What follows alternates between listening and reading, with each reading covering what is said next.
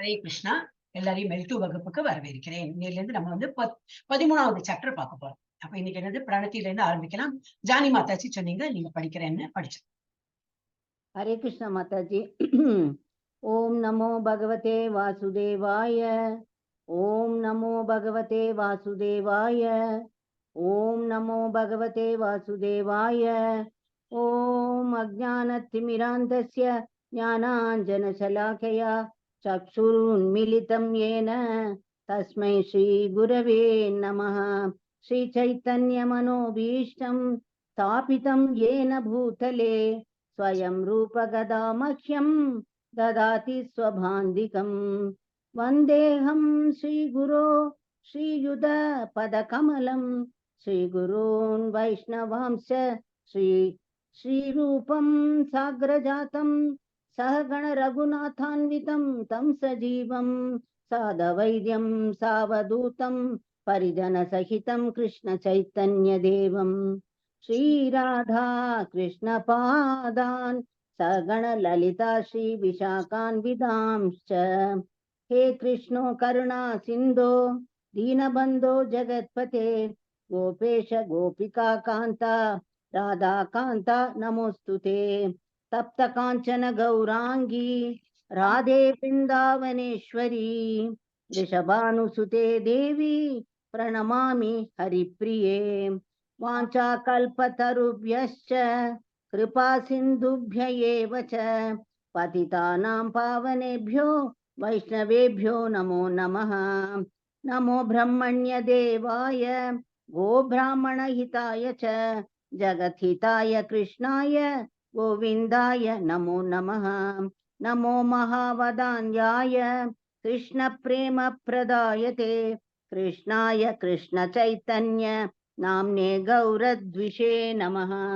गुरवे गौरचन्द्राय राधिकायै तदालये कृष्णाय कृष्णभक्ताय तद्भक्ताय नमो नमः। नमः ॐ कृष्ण विष्णुपदाय कृष्णप्रेष्ठाय भूतले श्रीमते भक्तिवेदान्त स्वामिन् इति नामिने। नमस्ते सरस्वते देवे गौरवाणी प्रचारिणे निर्विशेष शून्यवादी पाश्चात्य देशधारिणे।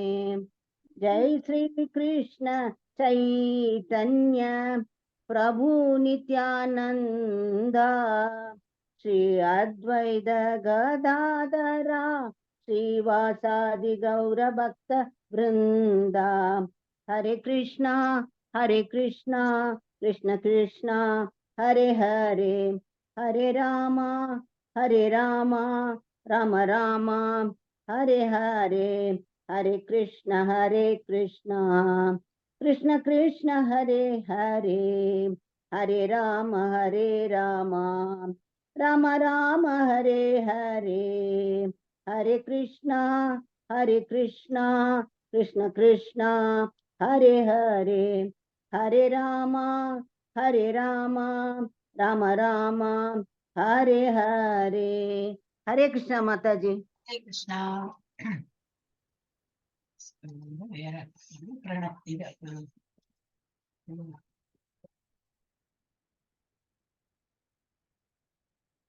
13வது சாப்டர் ஆரம்பத்துல நம்ம பார்க்கலாம். கொஞ்சம் டெக்னிக்கல் இருக்கும் இதுல, நிறைய நல்லா புரிஞ்சுக்கணும். 7, 9 அப்புறம் 30 இதெல்லாம் கொஞ்சம், அதே போல 15 அந்த மாதிரிதான் இருக்கும். கொஞ்சம் புரிஞ்சுக்கிறது கஷ்டமா இருக்கும். எனவே டீட்டெயில தானே பார்க்கணும். ஓகே, ஐஸ்வர்யா மாதாஜி வரல, கீதா மாதாஜி படி. हरे कृष्ण माता जी।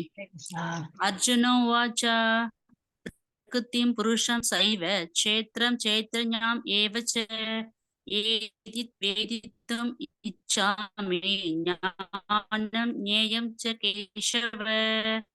श्रीभगवानुवाच इदं शरीरं कौन्तेय क्षेत्रम् इत्यहु क्षेत्रज्ञ इति तद्विदः। हरे कृष्ण माता जी। पोलोरे अर्जुन उवाच। சரியா படிக்காத மாதிரி இருந்தது மாதாஜி. ஸ்ரீ பகவான் படிங்கோ. கட்டாயிட்டே இருந்தது மாதாஜி, கட்டாகுது.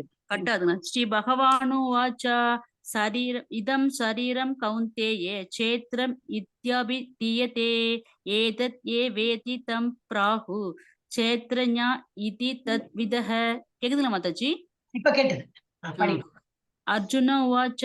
அர்ஜுனன் கூறினான், பிரகிருதிம் இயற்கை, புருஷம் அனுபவிப்பவன், ச மற்றும் ஏவ நிச்சயமாக, சேத்திரம் களம், சேத்ரஞம் களத்தை அறிபவன், ஏவ நிச்சயமாக, ச மேலும், ஏதத் இவற்றையெல்லாம், வேதித்தும் புரிந்து கொள்ள, இச்சாமை விரும்புகின்றேன், ஞானம் அறிவு, நியாயம் அறியப்படும் பொருள், ச மேலும், கேசவ கிருஷ்ணரே ஸ்ரீ பகவானு வாச்சா முழுமுதற் கடவுள் கூறுகிறார், இதம் இந்த சரீரம் உடல், கௌந்தேய குந்தியின் மகனே, கஷேத்திரம் களம், இதி என்று அபிதீயத்தே அறியப்படுகிறது, ஏதத் இதை எவனொருவன் வேத்தி அறிகின்றானோ, நதம் அவன், பிரகு அறியப்படுகின்றான், சேத்ரஞா களத்தை அறிபவன், இதி இவ்வாறு, தத்வித இதை அறிந்தவர்கள். அர்ஜுனன் கூறினான், என் அன்பு கிருஷ்ணரே, இயற்கை பிரகிருதி அனுபவிப்பவன், புருஷ களம் கஷேத்திர களத்தை அறிபவன், கஷேத்ரஜ அறிவு, ஞானம் அறியப்படும் பொருள், நேயம் ஆகியவற்றை பற்றி நான் தெரிந்து கொள்ள விரும்புகிறேன். புருஷோத்தமர முழுமுதற் கடவுள் கூறுகிறார், குந்தியின் மகனே, இந்த உடல் களம் கஷேத்திர என்று அறியப்படுகிறது. இவ்வுடலை அறிபவன் களத்தை அறிபவன், கஷேத்ரயஜ்ஞ என்று அறியப்படுகிறான். பொருளுரை. பிரகிருதி இயற்கை, புருஷ அனுபவிப்பவன், கஷேத்திர களம் கஷேத்ரஜ்ஞ களத்தை அறிபவன், ஞானம் அறிவு, நியாயம் அறியப்படும் பொருள் ஆகியவற்றை பற்றி அறிவதில் அர்ஜுன் ஆவலாக இருக்கிறான். இதனை பற்றி எல்லாம் அவன் வினவிய போது, உடலே களம் என்று அறியப்படுவதாகவும், உடலை அறிபவன் களத்தை அறிபவன் என்று அறியப்படுவதாகவும் கூறுகிறார் கிருஷ்ண கூறுகிறார். கட்டுண்ட ஆத்மாவின் செயல்களுக்கு களமாக விளங்குவது உடலே. ஜட வாழ்வில் பிணைக்கப்பட்டுள்ள ஆத்மா ஜட இயற்கையின் மீது ஆதிக்கம் செலுத்த முயல்கிறான். எனவே ஜட இயற்கையினை ஆட்சி செய்வதற்கு உண்டான தனது தகுதிக்கு ஏற்றா போல அவன் செயலினை களத்தினை பெறுகிறான். அத்தகு செயலின் களமே உடல் எனப்படும். இனி உடல் என்றால் என்ன? உடல் என்பது புலன்களால் ஆனது. புலனின்பத்தை அனுபவிக்க விரும்பும் கட்டுண்ட ஆத்மாவிற்கு அத்தகு புலனுகர்ச்சிக்கான அவனது தகுதியின் அடிப்படையில் செயலின் களமாக ஒரு உடல் வழங்கப்படுகிறது. எனவே உடலானது கஷேத்திர கட்டுண்ட ஆத்மாவின் செயல்களுக்கான களம் என்று அறியப்படுகிறது. அடுத்ததாக களத்தை அறிபவன் கஷேத்ரஜ்ஞ எனப்படுகின்றான். அவன் தன்னை உடலாக அடையாளம் கொள்ளக்கூடாது. களத்திற்கும் களத்தை அறிபவனுக்கும், அதாவது உடலுக்கும் உடலை அறிபவனுக்கும் இடையிலான வேறுபாட்டை புரிந்து கொள்வது மிக கடினம் அல்ல. குழந்தை பருவத்திலிருந்து முதுமை வரை அவன் தனது உடல் பற்பல மாற்றம் அடைகிறது என்ற போதிலும் தான் மாறாமல் இருப்பதை யார் வேண்டுமானாலும் சிந்தித்து பார்க்கலாம். எனவே செயலின் களத்தை அறிபவனும் அந்த செயல் நடைபெறும் களத்திற்கும் இடையே வேறுபாடு உண்டு. இவ்வாறாக கட்டுண்ட நிலையில் வாழும் ஆத்மா தன் உடலிலிருந்து வேறுபட்டவன் என்பதை புரிந்து கொள்ளலாம். இஃது ஆரம்பத்திலிருந்தே விவரிக்கப்பட்டது. தேகினோ அஸ்மின், அதாவது உயிர் வாழி உடலுக்குள் உள்ளான் என்றும், உடலானது குழந்தை பருவத்திலிருந்து பால்ய பருவத்திற்கும், பால்ய பருவத்திலிருந்து இளமைக்கும், இளமையிலிருந்து முதுமைக்கும் மாறிக்கொண்டே இருக்கிறது என்றும், உடலின் உரிமையாளன் அத்தகு உடல் மாற்றத்தினை அறிகிறான் என்று முன்னரே விவரிக்கப்பட்டது. உடலின் உரிமையாளனே கஷேத்ரயஜ்ஞ எனப்படும் என்பது தெளிவு. சில சமயங்களில் நான் மகிழ்ச்சியுடன் உள்ளேன், நான் மனிதன், நான் நாய், நான் பூனை என்று நாம் நினைக்கின்றோம். இவை அனைத்தும் அறிபவன் உடலை பற்றிய அடையாளங்கள். ஆனால் அறிபவனும் உடலிலிருந்து வேறுபட்டவன். ஆடைகளை போன்று பற்பல பொருட்கள் நாம் உபயோகப்படுத்தினாலும் உபயோகப்படுத்தப்படும் பொருளிலிருந்து நாம் வேறுபட்டவர்கள் என்பதை நாம் அறிகிறோம். அது போலவே சற்று சிந்தித்து பார்த்தால் நாம் உடலிலிருந்து வேறுபட்டவர்கள் என்பதையும் புரிந்து கொள்ளலாம். நானோ நீயோ உடலை உடைய யாராக இருந்தாலும் அவன் கஷேத்ரயஜ்ஞ என்று அறியப்படுகிறான். உடலானது கஷேத்திர செயல்களின் களம் என்று அறியப்படுகிறது. பகவத்கீதையின் முதல் 6 அத்தியாயங்களில் உடல் அறிபவனை உயிர் வாழியை பற்றியும், எந்த நிலையில் அவன் முழுமுதற் கடவுளை புரிந்து கொள்ள முடியும் என்பதை பற்றியும் விவரிக்கப்பட்டது. கீதையின் நடுவில் உள்ள 6 அத்தியாயங்கள் பரமபுருஷ பகவானை பற்றியும், தனிப்பட்ட ஆத்மாவிற்கும் பரமாத்மா இடையிலுள்ள பக்தி தொண்டின் அடிப்படையிலான உறவு பற்றியும் விவரிக்கப்பட்டது. பரமபுருஷ பகவானின் உன்னதமான நிலையும் அவருக்கு கீழ்ப்பட்டு இருப்பது என்றும் தனிப்பட்ட ஆத்மா நிலையும் அந்த அத்தியாயங்களில் தெளிவாக விளக்கப்பட்டது. உயிர்வாழிகள் எல்லா சூழ்நிலைகளிலும் கீழ்ப்பட்டவர்களே, ஆனால் தங்களது மறதியினால் அவர்கள் துன்புறுகின்றனர். புண்ணிய செயல்களினால் தெளிவு பெறும் போது அவர்கள் பல்வேறு நிலைகளில் துன்புற்றவர்களாக, செல்வத்தை நாடுபவர்களாக, கேள்வி உடையவர்களாக, ஞானத்தை தேடுபவர்களாக முழுமுத கடவுளை அணுகுகின்றனர். இதுவும் விவரிக்கப்பட்டது. இனி 13ஆம் அத்தியாயத்துடன் ஆரம்பித்து உயிர்வாழி எவ்வாறு ஜட இயற்கையின் தொடர்பில் வருகின்றான் என்றும், பல்நோக்கு செயல்கள், ஞானத்தை விருத்தி செய்தல், பக்தி தொண்டு ஆற்றுதல் என பல்வேறு வழிமுறைகளின் மூலம் அவன் எவ்வாறு முழுமுத கடவுளால் விடுவிக்கப்படுகின்றான் என்றும் விளக்கப்படுகின்றன. உயிர்வாழி ஜட உடலில் இருந்து முற்றிலும் வேறுபட்டவன் என்ற போதிலும் அவன் எவ்வாறோ தொடர்பு கொண்டு விடுகிறான், இதுவும் விளக்கப்பட்டுள்ளது. ஹரே கிருஷ்ண மாதாஜி. கொஞ்சம் டெக்னிக்கல், இது ரொம்ப கொஞ்சம் புரிஞ்சுக்கிறது கஷ்டம் தான். அப்ப நீ வேணா பாயிண்ட்ஸ் நோட் பண்ணி வச்சுக்கலாம். ஏன்னா 6 கொஸ்டின் கேட்கிறார். அந்த 6 கொஸ்டின் என்னது, எது இது என்னது, இது என்னது, இது என்னது. அவன் நம்ம என்ன கேட்கிற ஃபர்ஸ்ட் பார்க்கலாம். அர்ஜுனன் கேட்கிறார், எனது அன்பு கிருஷ்ணரை, இயற்கை என்னது, பிரகிருதி, அதை அனுபவிப்பவன். இயற்கை யாரு அனுபவிக்கிறாங்க? புருஷா. மாதாஜி இந்த அத்தியாயம் 13 சொல்லும் போது ஸ்ரீ கிருஷ்ண பரமாத்மனே நம அத அப்படின்னு என்ன சொல்றது மாதா? தச 13 தமிழ் அது சொல்ல வேண்டாமா மாதாஜி? ஸ்டார்டிங் டைம் அது நம்ம ஒன்லி பாராயணம் பண்ணும்போது தான் பண்ணணும் மாதாஜி. அப்படியா மாதாஜி? சரி, பாராயணம் பண்ணும்போது சொன்னா ஹரே கிருஷ்ணா. எல்லாமே படிக்கிறோமே, அதனால வேண்டாம். ஓகே. அதாவது இயற்கை, இயற்கை என்னது? செயற்கை எல்லாத்துக்கும் தான் இயற்கை. எனிதிங் நேச்சுரல் இஸ் இயற்கை. தட் இஸ் பிரகிருதி. நம்ம வெளியில் பாக்குறோம் இல்லையா? இயற்கை என்னது? மரம், மலைகள், காற்று, மழை, இதெல்லாம் தான் பிரகிருதி. அதை அனுபவிப்பவன் யாரு? யாரு இந்த பிரகிருதி அனுபவிக்கிறாங்க? நாம தான். உயிர்வாழி தான் புருஷா. நம்மளும் சரி, பரமாத்மா சரி, நம்ம தான் புருஷான்னு பேரு. நம்ம தான் அனுபவிக்கிறோம். களம்னா என்னது? இப்ப ஆத்மா இருக்கு. ஆத்மா எங்க உட்கார்ந்து இருக்கு? இந்த உடல்ல உட்கார்ந்து இருக்கு. சோ இந்த உடல்ல உட்கார்ந்து அது எல்லா வேலையும் பண்றது. நம்ம இப்ப நான் பேசுறேன், அது பிகாஸ் ஆத்மா இருக்கும்ல. அந்த ஆத்மா தான் பேச வைக்கிறது. உங்களோட அந்த ஆத்மா தான் கேட்க வைக்கிறது. இது எல்லாமே ஆக்ஷன் யாரு பண்ண வைக்கிறாங்க? ஆத்மா தான் பண்றது. சோ அது it needs a field, it needs a place to act. இந்த ஒரு களம் வேணும் அது இதெல்லாம் செய்யறதுக்கு. அதுக்கு ஒரு பாடியில புகுந்துதான் அதெல்லாம் பண்ண முடியும். வெறும் ஆத்மாவில ஒண்ணும் பண்ண முடியாது. அது ஆத்மா ஒரு உடல்ல போகும். நாய் உடல்ல போனா நாய் மாதிரி பிஹேவ் பண்ணும். பூனை உடல் போனா பூனை என்ன முடியுமோ அதை. ஹியூமன் பாடி இதுல வந்துச்சுனாக்கா ஹியூமன் பாடிக்கு என்னெல்லாம் தகுதி இருக்கோ அந்த மாதிரி குணாதிசயங்கள்லாம் அது போல அது பண்ணும். சோ அதுதான் களம். களம்னா என்னது? இடம், க்ஷேத்திரம். அப்புறம் அந்த களத்தை அறிபவன் யாரு? க்ஷேத்திரஜான் அதுக்கு பேரு. அப்படின்னா என்னது? களத்தை அறிபவன். அப்புறம் அறிவுனா நாலேஜ். நாலேஜ்னா என்னது? ஞானம். அப்புறம் அது அப்புறம் இன்னும் பார்க்க போறோம். அந்த அறிவு என்ன மாதிரி அறிவு நம்ம படிக்க போறோம். அப்புறம் அறியப்படும் பொருள் என்னது? நேயம்னா என்ன? இது ஆகியவற்றை பற்றி நான் தெரிந்து கொள்ள விரும்புகின்றேன். புருஷோத்தமனான முழுமுத கடவுள் கூறினார். குந்தின் மகனே, இந்த உடல் தான் களம். மாதாஜி. ஹரே கிருஷ்ணா. மாதாஜி, சொல்லுங்க மாதாஜி. ஒரு டவுட் மாதாஜி. இப்போ சொல்றாங்களே மாதாஜி, சாரி டிஸ்டர்ப் பண்றேன் மாதாஜி. அப்புறம் கேட்டுங்களா? அப்புறம் கேட்கட்டுமா?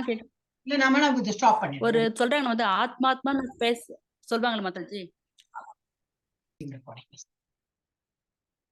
இதுல என்னெல்லாம் கேட்கிறார் கொஸ்டின்ல? இதெல்லாம் கேட்கிற பிரகிருத்தினா என்ன, புருஷனா என்ன, க்ஷேத்திரம்னா என்ன, க்ஷேத்திரஜ்ஞனா என்ன, ஞானம்னா என்ன, ஞேயம். இந்த மாதிரி 6 கொஸ்டின் கேட்கிறார். இதெல்லாம் நான் தெரிந்து கொள்ள விரும்புகிறேன். அப்போ பரமாத்மா எக்ஸ்பிளைன் பண்ண போறேன். புருஷோத்தமனான முழுமுதற் கடவுள் கூறினார், குந்தின் மகனே, இந்த உடல் தான் க்ஷேத்திரம். க்ஷேத்திரம்னா என்ன? ஒரு இடம், ஒரு களம். அப்படின்னா என்ன? களம் சொல்றோம் இல்லையா? ஒரு போர் புரியறதுக்கு ஒரு களம், ஒரு பெரிய ஒரு ஃபீல்டு. ஒரு கிரிக்கெட் விளையாடுறதுக்கு என்ன ஒரு பெரிய கிரவுண்ட் வேணும், விளையாடுறதுக்கு ஒரு கிரவுண்ட் வேணும். அது போல இந்த ஆத்மா வேலை பண்றதுக்கு ஒரு உடல் வேணும். அதுக்கு அது எந்த உடல்ல வேணா அது போகும். அப்போ நம்ம இப்ப ஹியூமன் பாடியில இருக்கோம். நம்ம அது களம். அந்த ஆத்மாக்கு இதுதான் களம். களம்னா என்னது? க்ஷேத்திரம் என்று அழைக்கப்படுகிறது. இவ்வுடலை அறிபவன் அது யாரு? களத்தை அறிபவன். அதுக்கு க்ஷேத்திரஜா. அப்ப ரெண்டெண்ணம் தெரிஞ்சு போயிட்டா. க்ஷேத்திர அப்படின்னா என்ன கேட்கிற? க்ஷேத்திரம்னா களம். அடுத்த என்ன கேட்டார்? க்ஷேத்திரஜனா என்னது? க்ஷேத்திரஜனா இந்த உடலை அறிபவன் யாரு? இந்த உடலை அறிபவன் யாரு? ஆத்மா, பரமாத்மா. அண்ட் அப்கோர்ஸ் ஆத்மா இருக்கு, பரமாத்மா ரெண்டும் இருக்கு. 2 பேரும் நம்ம உடலை அறியறாங்க என்று அழைக்கப்படுகிறது. அப்புறம் என்ன சொல்றாரு, பிரகிருதி பொருள் இல்லை, இதுதான் அது முடிஞ்சு விட்டு அதுக்கப்புறம் வேற ஸ்லோகம். அப்ப இதுல வந்து பிரபுபத எக்ஸ்பிளைன் பண்றாரு. பிரகிருதினா இயற்கை, புருஷனா அனுபவிப்பாளர். யாரு அது இயற்கை அனுபவிக்கிறாங்க? நாம தான். எப்படி? காற்றை சுவாசிக்கிறோம், பிரகிருதியில உள்ள காற்றை தான் நம்ம சுவாசிக்கிறோம், அங்கேருந்து வர தண்ணியை தான் நம்ம உபயோகப்படுத்துறோம். அப்புறம் க்ஷேத்திரம், இந்த களம், இந்த உடல் தான் வந்து க்ஷேத்திரம்.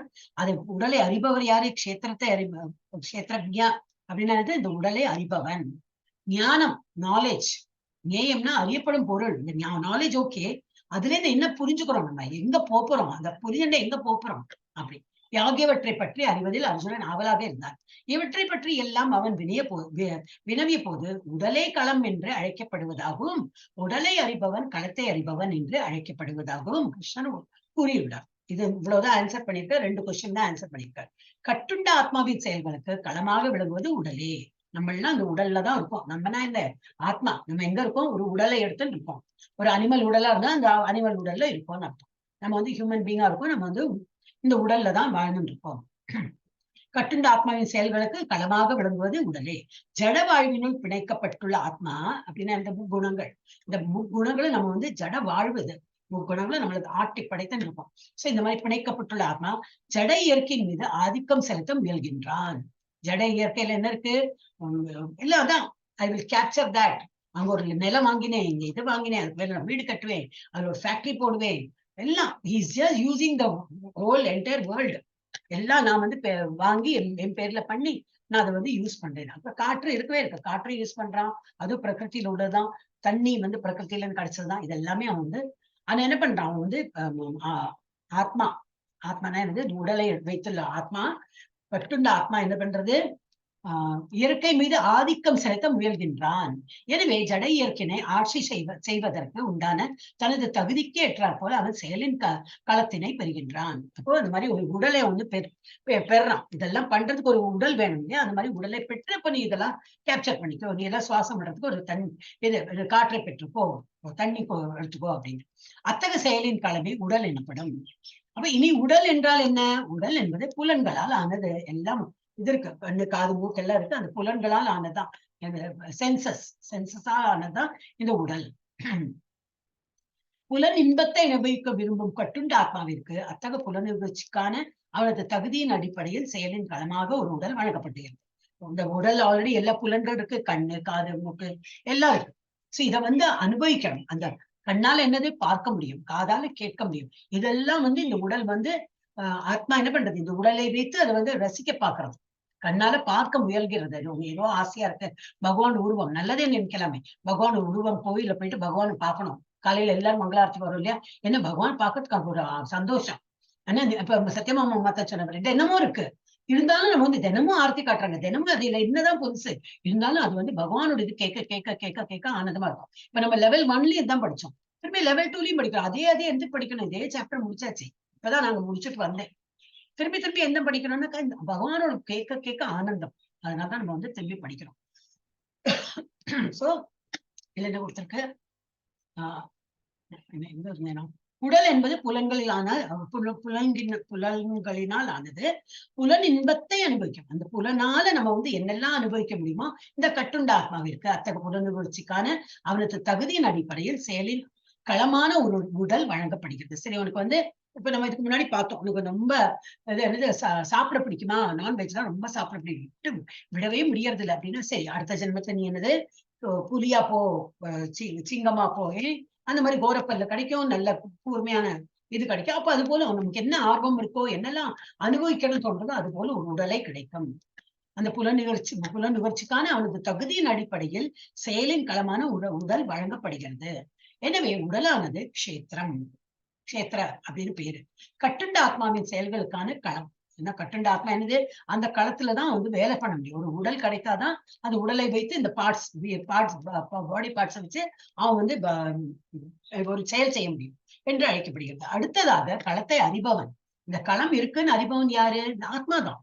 அந்த ஆத்மா அதனால தானே அதை டிபெண்ட் பண்ணிட்டு இருக்கு. ஆத்மா என்ன பண்றது, ஒரு உடலை எடுத்து அந்த உடல் வழியா தான் வந்து எல்லாம் பண்றது. அது பூனை உடல் எடுத்துன்னா பூனை உடலை வச்சுட்டு அது எல்லாம் வேலையும் பண்ணும். அதுக்கு என்ன உண்டு குணாதிசயங்கள் வந்து அது பண்ணும். அதே போலதான் அது வந்து இது நாய் இதுன்னா ஸ்னிப் பண்ணும், அதுக்கு என்ன ஒரு குணாதிசயம் உண்டு, அது போல இருக்கும். அப்ப என்னது க்ஷேத்திரங்க செயல்களை கட்டுண்ட ஆத்மாவின் செயல்களுக்கான களம் என்று அழைக்கப்படுகிறது.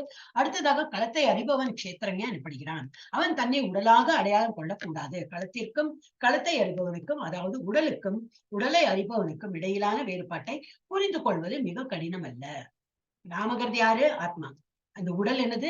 நம்ம வந்து ஆத்மா வந்து ஒரு உடலை எடுத்துன்னு இருக்கோம். சோ நமக்கு அது ரெண்டுமே என்னது வேறுபாடு புரிஞ்சிருக்கணும். அது புரியறது கஷ்டம் இல்ல. இவ்வளவு இந்த லெவல்ல வரைக்கும் வந்தாச்சு. சோ குழந்தை பருவத்திலிருந்து முதுமை வரை தனது உடல் பற்பல மாற்றங்களை அடைகின்றன. ஒரு குழந்தை பருவத்துல சின்னதா இருந்தோம், குண்டா இருந்தோம், இப்படி இருந்தோம், ஹைட் கம்மியா இருந்தது. அது இப்ப மாற்றம் அடைந்து பாடிக்கு தான் மாற்றம் வருது. மார்க் பண்ணியிருக்கேன். குழந்தை பருவத்திலிருந்து முதுமை வரை தனது உடல் பற்பல மாற்றங்களை அடைகின்றது என்ற போதிலும் தான் மாறாமல் இருப்பதை யார் வேண்டுமானாலும் சிந்திப்பார்கள். அப்ப எது மாறாதது? எது? நம்ம ஆத்மா. ஆத்மா ஒண்ணுதான் மாறுபடுறதே இல்லை. உடல் மாறிண்டே இருக்கும். நம்மளே நினைச்சு பார்க்கலாம். நான் சின்ன வயசுல அதுல எல்லாம் இன்ட்ரெஸ்ட் பண்ணேன், அதெல்லாம் பண்ணேன். இன்னைக்கு இருக்கும். ஆனா உடல் பார்த்தோன்னா உடல் எல்லாம் பருமனா இருக்கும், நம்மளால நடக்க முடியாது. ஆனா உள்ள இருக்கிற நாம்ங்கிறது அந்த உணர்வு வந்து எப்பவுமே அன்னைக்கு இருந்தாப்புலயே இருக்கும். அது வந்து ஒருபோதும் மாறுவதில்லை. மாற்றங்கள் உடல் மாற்றம் பற்பல மாற்றங்கள் அடைகின்றது என்ற போதிலும் தான் மாறாமல் இது ஆத்மா ஆத்மா மாறாமல் இருப்பதை யார் வேண்டுமானாலும் சிந்தித்து பார்க்கலாம். எனவே செயலின் களத்தை அறிபவனுக்கும் அந்த செயல்களை நடைபெறும் களத்திற்கும் இடையே வேறுபாடு உண்டு. வந்து ஆத்மாக்குதான் இதை பத்தி தெரியும், இந்த களத்தை பத்தி தெரியும், அந்த இடத்துல வந்து இந்த பாடியை வச்சுதான் அவன் எல்லாம் பண்றான்னு சொல்லிட்டு இந்த ஆத்மாவுக்கு தெரியும். இவ்வாறாக கட்டுண்ட நிலையில் வாழும் ஆத்மா தன் உடலிலிருந்து வேறுபட்டவன் என்பதை புரிந்து கொள்ளலாம். ஆத்மா இஸ் டிஃபரண்ட் தேன் பாடி. பாடியோட ஹார்ட்ல ஆத்மா இஸ் சிச்சுவேட்டட்.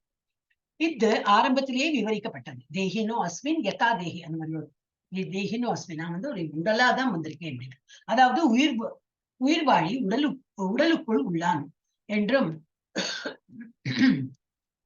உயிர் வாழினா ஆத்மா. ஆத்மா வந்து உடலுக்குள்ள இருக்கான், உடலுக்குள் உள்ளான் என்றும், உடலானது குழந்தை பருவத்திலிருந்து பால்யத்திற்கும், பால்யத்திலிருந்து இளமைக்கும், இளமையிலிருந்து முதுமைக்கும் மாறிக்கொண்டே இருக்கின்றன. இந்த உடல்ங்கிறது என்னது? இப்போ அது எவர் சேஞ்சிங், அது சேஞ்ச் ஆகிட்டே இருக்கும். அண்ட் அந்த உடல் என்னது? இட் இஸ் கவர்டு, அந்த ஆத்மாவை கவர் பண்ணிட்டு இருக்காங்க. அந்த உடலோட ஹார்ட்ல தான் வந்து ஆத்மா இருக்கு. அந்த ஆத்மாக்கு ஏதாவது வேறுபாடு இருக்கா? இல்லை. ஆத்மா மாறுபடுறதே இல்லை. 80-90 இயர்ஸ் அந்த உடல் சோர்ந்து போய் தாழ்ந்து போய் எல்லாம் ஒடுங்கி அதுல ஒரு ஸ்ட்ரென்த் இல்ல, அந்த மாதிரி ஆகும்போது என்னது? அந்த உடல்ல இருந்து வெளியே போய் வேற உடல்ல போறது. ஏன்னா இட் இஸ் ஆல்வேஸ் ஆக்டிவ். அதுக்கு ஒரு ஆக்டிவ் பாடி வேணும். சோ அந்த என்ன பொறுத்தவரை குழந்தை பருவத்தில் பால்யத்திற்கும், பால்யத்திலிருந்து இளமைக்கும், இளமையிலிருந்து முதுமைக்கும் மாறிக்கொண்டே இருக்கின்றன என்றும், உடலின் உரிமையாளன் அத்தகு உடல் மாற்றத்தினை அறிகின்றான். யாரு? இந்த உரிமையாளன், உடலோட உரிமையாளன் யாரு? இந்த இதுதான், ஆத்மாதான். அவன் வந்து புரிஞ்சுக்கிறான். அத்தகு உடல் மாற்றத்தினை அறிகின்றான் என்றும் முன்னரே விவரிக்கப்பட்டுள்ளது. உடலின் உரிமையாளனை க்ஷேத்திரங்க என்பது தெளிவு. இப்ப என்ன படிச்ச ரெண்டுனா, ஆத்மாங்கிறது என்ன, இது பாடிங்கிறது என்ன, களம்னா வந்து இது க்ஷேத்திரம். க்ஷேத்திரங்கிறது உடலை அறிபவன். இன்னும் கொஞ்சம் பாயிண்ட் எழுதி வச்சுனா ஈஸியா இருக்கும். படிச்சேன் ஓகே, இங்க இருந்தேன். என்று உடலின் உரிமையாளன் அத்தகு உடல் மாற்றத்தினை அறிகின்றான். உரிமையாளன் இந்த ஆத்மாதான். Is the proprietor of this body. The next body வேறொரு பாடினா அதுக்குள்ள ஒரு ப்ரொப்ரேட்டர் யாரு? வேறொரு ஆத்மா. அந்த மாதிரி அதே. ஆனா எல்லா ஆத்மாக்கும் ஒரு உரிமையாளர் யாரு? பரமாத்மா. அவர் எல்லா ஒரு உடல்லையும் இருக்கார். அப்ப நம்ம உடலை பத்தி, இது ஆத்மாவை பத்தி தான் பேசணும். உடலானது குழந்தை பருவத்திலிருந்து பால்யத்திற்கும், பால்யத்திலிருந்து இளமைக்கும், இளமையிலிருந்து முதுமைக்கும் மாறிக்கொண்டே இருக்கின்றன என்று உடலின் உரிமையாளன் அத்தகு உடல் மாற்றத்தினை அறிகின்றார் என்று முன்னரே விவரிக்கப்பட்டது. உடலின் உரிமையாளனை க்ஷேத்திரஜ்ஞ என்பது தெளிவு. சில சமயங்களில் நான் மகிழ்ச்சியுடன் உள்ளேன், நான் மனிதன், நான் நாய், நான் பூனை என்று நாம் நினைக்கின்றோம். இவை அனைத்தும் அறிபவனின் உடலை பற்றிய அடையாளங்கள். தானே நினைச்சுக்கிறான்னா ஃபார்ம். அப்ப நல்லா புரிஞ்சுக்கிறான் நான் எந்த லெவல்ல இருக்கேன். ஆனால் அறிபவனோ உடலில் இருந்து வேறுபட்டவன். அந்த அறிபவன்கிறது அவன் கிடையாது. எடுத்து சொல்லலாம், ஆத்மா வந்து புரிஞ்சுக்கிறது. But I am different from body. I am not attach to body. I am inside the body and acting. வந்து இந்த பாடியை வச்சு நான் வந்து ஆக்ஷன் தான் பண்றேன். அப்ப அதுக்கும் பாடிக்கு என்ன சம்பந்தமே கிடையாது. இங்க போயிடுச்சு. ஓகே. ஆனால் அறிபவனும் உடலிலிருந்து வேறுபட்டவன். ஆடைகளை போன்று பற்பல பொருள்களை நாம் உபயோகித்தாலும் உபயோகப்படும் பொருள்களிலிருந்து நாம் வேறுபட்டவன். ஃபார் எக்ஸாம்பிள், நம்ம ஒரு துணி போட்டுக்கோம், இதுதான் நான் வந்து துப்பட்டா, இதுதான் அந்த ட்ரெஸ் சொல்றோம்னா இல்ல, இது என்னுடைய ட்ரெஸ் அப்படி வேணா சொல்லலாம். அதே போல ஆத்மா என்னது, இது என்னுடைய உடல் அது வேணா சொல்லுமே தவிர ஆத்மா வந்து இது நான் உடல் நான் தான் அப்படி சொல்லாது.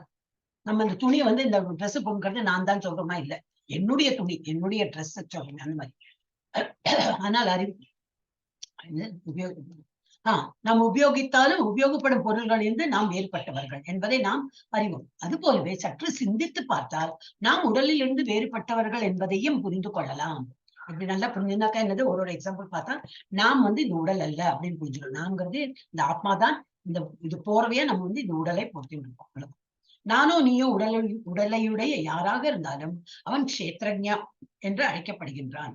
நம்ம எல்லாருமே க்ஷேத்ரஜா, பாடியோட இருக்கும். அந்த ஆத்மா வந்து சாரி பாடிய புரிஞ்சுக்கிறது இந்த ஆத்மா. அப்ப அந்த க்ஷேத்ரஜா அப்படின்னா என்னது, இதுதான் ஆத்மா.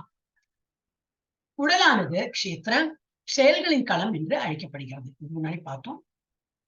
பகவத்கீதையின் முதல் 6 அத்தியாயங்களில் உடலை அறிபவன் உயிர்வாழியை பற்றியும் நம்ம வந்து ஃபர்ஸ்ட் 6 அத்தியாயம் என்ன பார்த்தோம், கர்ம யோகம் அப்படி பார்த்தோம். அப்படின்னா என்னது, கர்மா பண்ணும். அப்போ உயிர் வாழி என்ன பண்ணும், இந்த உடலை வைத்துதான் கர்மா பண்ண முடியும் இல்லையா. அந்த உடலை எடுக்கலைனாக்கா அந்த ஆத்மாவுக்கு ஏதாவது ஆக்ஷன் பண்ண முடியுமா, முடியாது. So it needs a body to do action. அப்ப அந்த கர்ம யோகம் அது வந்து ஃபர்ஸ்ட் முதல் 6 அத்தியாயம் பார்த்தோம். அப்புறம் வந்து உயிர் வாழி பற்றியும் எந்த நிலையிலும் அவன் முழுமுதற் கடவுளை புரிந்து கொள்ள முடியும் என்பதை பற்றியும் விவரிக்கப்பட்டன. இந்த ஃபர்ஸ்ட் 6 இதுல அதான் பார்த்தோம். கீதை நடுவில் உள்ள 6 அத்தியாயங்கள் என்ன பார்த்தோம், பரமபுருஷ பகவானை பற்றியும் அது பக்தி தொண்டில் எப்படி இதை நீடித்திருக்கணும்னு, தனிப்பட்ட ஆத்மாவிற்கும் பரமாத்மாவிற்கும் இடையில் உள்ள பக்தி தொண்டின் அடிப்படையிலான உறவை பற்றியும் விவரிக்கப்பட்டது. அடுத்த 6 அத்தியாயம் என்னது, எப்படி இந்த உடலை வைத்து இந்த ஆத்மா எப்படி இந்த உடலை வைத்து பக்தி பண்ணணும், பகவான் எப்படி பக்தி பண்ணா அதுதான் படிச்சோம். பரமபுருஷ பகவானின் உன்னதமான நிலையும் அவருக்கு கீழ்பட்டு இருப்பதை என்னும் தனிப்பட்ட ஆத்மாவின் நிலையையும் அந்த அத்தியாயங்களில் தெளிவாக விளக்கப்பட்டன. என்ன கொடுத்திருக்கு, பரமபுருஷ பகவான் என்னது, பகவானின் உன்னதமான நிலை. பகவான் எவ்வளவு பெரிய கிரேட்ன்னு அவர் ஆப்புலன்ஸ் எல்லாம் காட்டுறார். 10th 11th சாப்டர்ல அது காட்டி கொடுக்கிறார். அவருக்கு நம்ம கீழ்ப்படிந்து இருப்பதை அதுவும் சொல்லி கொடுக்கறது. அண்ட் தனிப்பட்ட ஆத்மாவின் நிலை என்ற இந்த அத்தியாயங்களில எல்லாம் தெளிவாக விளக்கப்பட்டன. உயிர்வாழிகள் எல்லா சூழ்நிலையிலும் கீழ்பட்டவர்களே அப்படின்னா we are all the servitor, we can never be the king. நம்ம வந்து பரமாத்மா கூட ஐக்கியம் ஆறுது இல்லை, நம்ம வந்து பகவான் கூட ஐக்கியம் ஆறு அந்த கான்செப்டே கிடையாது. சோ எல்லா சூழ்நிலையும் நம்ம எப்படி நம்ம வந்து கோலுக்கு பிருந்தாவன் போயிட்டு நமக்கு அந்த இது முக்தி கிடைச்சு அங்க போனாலும் என்னது, we will be the servitor of the Lord. அங்க போயிட்டு நம்ம வந்து சேவகனா தான் இருப்போம். ஆனால் தங்களது மறதியினால் அவர்கள் துன்புறுகின்றனர். மறதியிலயும் ஒரு ஸ்லோகம் இருக்கு, தூமேர் வண்ணீர், அந்த கண்ணாடியில தூசி படிஞ்சிருக்கு, நெருப்பு வந்து புகையால் நெருப்பும் கவரா இருக்கு. அப்புறம் பயத்துல உள்ள குழந்தை வந்து அந்த பூம்பு வந்து அதோட அந்த இது என்னது அந்த இது சொல்லு கரு வந்து அதை இதால கருவோட இதால கவர் ஆயிருக்கு. அந்த மாதிரி நம்ம இந்த உலகத்துல வந்துட்டு என்ன பண்ணிருக்கோம், பகவானை மறந்துருக்கோம். ஆக்சுவலி நம்ம வந்து பகவான் அங்கேயும் தான் வந்திருக்கோம். நம்ம வந்து பகவான் எந்த நேரம் மறக்க கூடாது. ஆனா நம்ம வந்து மறந்து போற நிலையில இருந்து அவரோட கீழ்பட்டு இருப்பதும் பரமபுருஷ பகவான் உன்னதமான நிலையும் அவருக்கு கீழ்பட்டு இருப்பது என்னும் தனிப்பட்ட ஆத்மாவின் நிலையும் இந்த அத்தியாயங்களில் தெளிவாக விளக்கப்பட்டுள்ளது. உயிர் வழிகள் எல்லா சூழ்நிலையிலும் கீழ்பட்டவர்களே, ஆனால் தங்களது மறதியினால் அவர்கள் துன்புறுகின்றனர். இப்ப மறதி நமக்கு என்ன மறதி, பகவானை தொழணுங்கிற அந்த மறதியினால என்னது துன்பப்படுகிறார்கள்.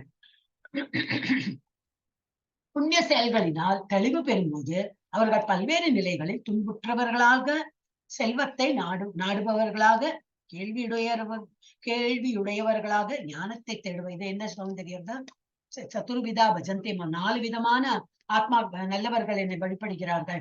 துன்புற்றவர்கள், துயருற்றோர், செல்வத்தை வேண்டுவர், அர்த்தார்த்தி, ஜிக்ஞாசு, ஞானி, இந்த மாதிரி 4 பேர். சோ துன்புற்றவர்கள், செல்வத்தை நாடுபவர்கள், கேள்வியுடைய ஜிக்ஞாசு அண்ட் ஞானத்தை தேடுவர் ஞானி, முழுமுதற் கடவுளை அணுகுகின்றன. 4 விதமான பக்தர்கள் பகவான் கிட்ட போறாங்க. இதுவும் விவரிக்கப்பட்டது. இனி 13ஆம் அத்தியாயத்துடன் ஆரம்பித்து உயிர்வாய் எவ்வாறு ஜட இயற்கையின் தொடர்பில் வருகின்றான் என்றும் பலநோக்கு செயல்கள், ஞானத்தை விருத்தி செய்தல், பக்தி தொண்டாற்றுதல் என பல்வேறு வழிமுறைகளின் மூலம் அவன் எவ்வாறு முழுமுதற் கடவுளினால் விடுவிக்கப்படுகின்றான். இதெல்லாம் நம்ம பௌதிக உலகத்துல இருக்கோம். இருந்தாலும் நம்ம எப்படி பல்வேறு விதிமுறைகள், பக்தி தொண்டாற்றுதல், ஃபர்ஸ்ட் நம்ம வந்து பக்தி பண்ணம், ஞானத்தை விருத்தி செய்யறோம். இந்த பகவத்கீதா கிளாஸ் எல்லாம் வந்து ஞானத்தை விருத்தி செய்யறோம். அப்புறம் இந்த பல நோக்கு செயல்கள் எல்லாம் முற்றுறோம். இதெல்லாம் பண்ணும்போது என்னது, பல்வேறு வழிமுறைகள் மூலம் அவன் எவ்வாறு முழுமுதற் கடவுளினால் விடுவிக்கப்படுகிறான். இங்கே விடுவிக்கிறான், நம்ம ஜெயில இருக்கோம், ஜெயில இருந்து விடுவித்து கோலோக விருதானும் கூட்டின்னு வர அந்த எல்லாம் நம்ம வந்து இப்ப இந்த 13 சாப்டர்ல பார்க்கலாம். இன்னும் விளக்கப்படுகின்றன. உயிர் வாழி ஜட உலகிலிருந்து முற்றிலும் வேறுபட்டவன் என்ற போதிலும் அவன் எவ்வாறு தொடர்பு கொண்டு விடுகின்றான், இதுவும் விளக்கப்பட்டுள்ளது. இனிமே அதெல்லாம் பார்க்கலாம். க்ஷேத்ரஜ்ஞம் சாப்பிடணும். எஸ், ஜானி மாதா படி. ஹரே கிருஷ்ணா மாதாஜி. மாதாஜி கொஞ்சம் வார்ம் வாட்டரை கொஞ்சம் மஞ்சள் போட்டு குடிங்க மாதாஜி, தொண்டை சரியாயிடும். ஒரு நிமிஷம் 1 minute மாதாஜி. அப்படிங்க மாதாஜி. ஹரே கிருஷ்ணா மாதாஜி. க்ஷேத்ரஜ்ஞம் சாபி மாம் வித்தி சர்வ க்ஷேத்ரேஷு பாரத க்ஷேத்ரஜ்ஞோர் ஞானம் யத் தத் ஞானம் மதம் மம. க்ஷேத்ரஜ்ஞம் களத்தை அறிபவன், ச மற்றும், அபி நிச்சயமாக, மாம் என்னை, வித்தி அறிவாய், சர்வ எல்லா, க்ஷேத்ரேஷு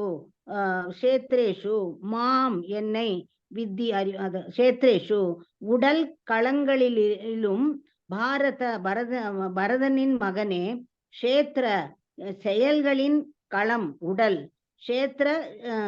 க்ஷேத்ரஜ்ஞோ களத்தை அறிபவனும், ஞானம் அறிவு, யத் எந்த, தத் அந்த ஞானம் அறிவு, மதம் அபிப்பிராயம், மாமா எனது. பரதகுல தோன்றலே, நானும் எல்லா உடல்களிலும் அறிபவனாக உள்ளேன் என்பதை புரிந்து கொள். உடலையும் அதனை அறிபவனையும் புரிந்து கொள்ளாதே ஞானம் என்று மாதாஜி புரிந்து கொள்வதே ஞானம் என்று அறியப்படுகின்றது. அது உடலையும் அதன் அறிபவனையும் புரிந்து கொள்வதே ஞானம் என்று அறியப்படுகின்றது. இதுவே எனது அபிப்பிராயம். பொருளுரை: உடலை அறிபவன், ஆத்மா, பரமாத்மா ஆகியவற்றை நாம் விவாதிக்கும் பொழுது பகவான், ஜீவாத்மா, ஜடம் என்று 3 வேறுபட்ட தலைப்புகளை நாம் கற்க வேண்டும் என்பதை காண முடியும். செயலின் களம் ஒவ்வொன்றிலும், அதாவது ஒவ்வொரு உடலிலும் 2 ஆத்மாக்கள் உள்ளனர். ஜீவாத்மா, பரமாத்மா. பரமபுருஷ பகவானான கிருஷ்ணரின் சுய விரிவாங்கமே பரமாத்மா என்பதால் நானும் அறிபவனாக உள்ளேன். ஆனால் நான் மட்டுமே அறிபவன் அல்ல, நான் அறிபவர்களில் உயர்ந்தவன். ஒவ்வொருவரது உடலிலும் பரமாத்மாவாக வசிக்கின்றேன் என்று கிருஷ்ணர் கூறுகிறார். எவன் ஒருவன் பகவத்கீதையை அடிப்படையாக வைத்து செயலின் களத்தை பற்றியும் அக்களத்தை அறிபவனை பற்றியும் நுண்ணியமாக அறிந்து கொள்கின்றானோ அவன் ஞானத்தை அடைய முடியும். தனிப்பட்ட உடல் களம் ஒவ்வொன்றிலும் நான் அறிபவனாக உள்ளேன் என்று பகவான் கூறுகின்றார். ஜீவாத்மா தனது சொந்த உடலை பற்றி அறிந்திருக்கலாம், ஆனால் மற்ற உடல்களை பற்றிய அறிவு அவனிடம் இல்லை. பரமாத்மாவாக எல்லாரது உடல்களிலும் வீற்றிருக்கும் பரம புருஷ பகவான் எல்லா உடல்களை பற்றியும் அனைத்தையும் அறிபவர். பலதரப்பட்ட வாழ்வினங்களின் பல்வேறு உடல்கள் அனைத்தையும் அவர் அறிவார்.